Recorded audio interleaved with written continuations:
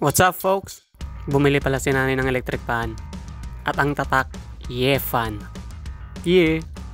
Assembling ko daw sabi niya. Kaya ito, bubuksan ko na. Sasaksakin ko lang yan gamit ang kutsilyo para mahati yung scotch tape. Ito na siya, kulay pink. Girl na girl. Ito, lumipat na ako ng pwesto. Hindi ako kasi mabuksan ng isang kamay lang eh. Medyo matigas yung scotch tape. Naka-Vanguard ata. Ayan, so totally bukas na. So ito na yung paa niya. Isa. Ito yung pangalawa. Parang legs lang ng manok ah. Ito naman yung LC niya.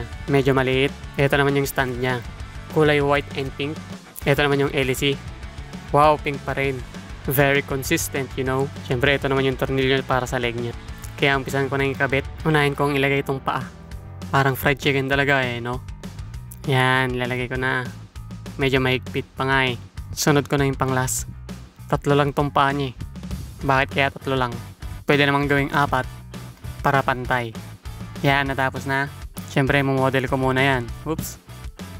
Sunod ko namang ikabit yung LC. LC! River Maya yun ah.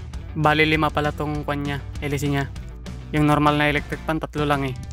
Ito 5. Bakit kaya mas madami? Sunod tong katawan niya. Yan, parang shock lang. Idudugtong ko lang yan. As simple as that. Tsaka ako higpitan. O di okay na. Ito na ang ating finished product. Di, joke lang. Wala pa yung kanya, LC niya. Lalagay ko muna itong tornilyo para may kabit ko yung LC. Ito na nga. Ayan na. Para may dugtong yung LC niya. Kailangan niya ng tornilyo. Tsaka meron din yung bolt nut niyan. Para may lock yung leeg. Yan, nahigpitan ko na. Para umisteady lang yung LC niya. Dapat mahigpit talaga. Ayan o. Key thumbs. Perfect. Para lang ako nagbuo ng laruan. Kaya testing na natin siya. Pero na-testing na daw to eh. Umikat naman daw yung motor niya. Kaso nga lang hindi nilagay yung LC. Kaya hindi nila alam kung saan patungo yung yung hangin niya. Pwedeng pumunta sa likod o kaya sa harapan. Parang ayaw umikot. Kaya testing ko ulit.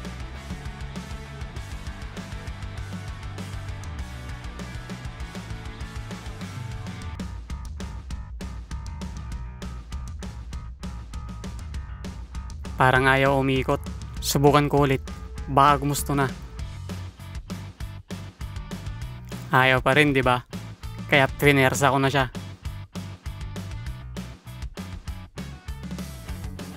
So, yan, umikot naman siya. Kaso mahina nga lang. Subukan ko ulit. Baka lumakas na to. Ayaw talaga umikot. Hindi naman siya sira. Pero ayaw talaga umikot. Kaya tinanggal ko na yung motor niya. Subukan ko kung talagang umiikot siya. Yan, di ba ayaw pa rin? Pabaliktad lang pala yung ikot. Mabilis na yung ikot niyan. Okay naman siya. Pero pag nakalagay na sa katawan ayaw. Why naman? Yan, pwede na. Malakas na yan. Kaso nga lang baliktad yung ikot niya. Paharap sana yung hangin eh. Pero papunta sa likod naman. Baliktad yung ikot ng motor. Pwede naman siyang gamitin. Kaso dapat nakatalikod siya sa'yo. Patalikod yung hangin eh. Kaya pinalit nila. Ito nga pala yung pinalit. Hindi naman siya mas maganda. Kaso nga lang, ito parap yung hangin. Yung isa patalikod eh. O diba? Legit. Mas makulit lang yung isa. Patalikod yung hangin. Hahays!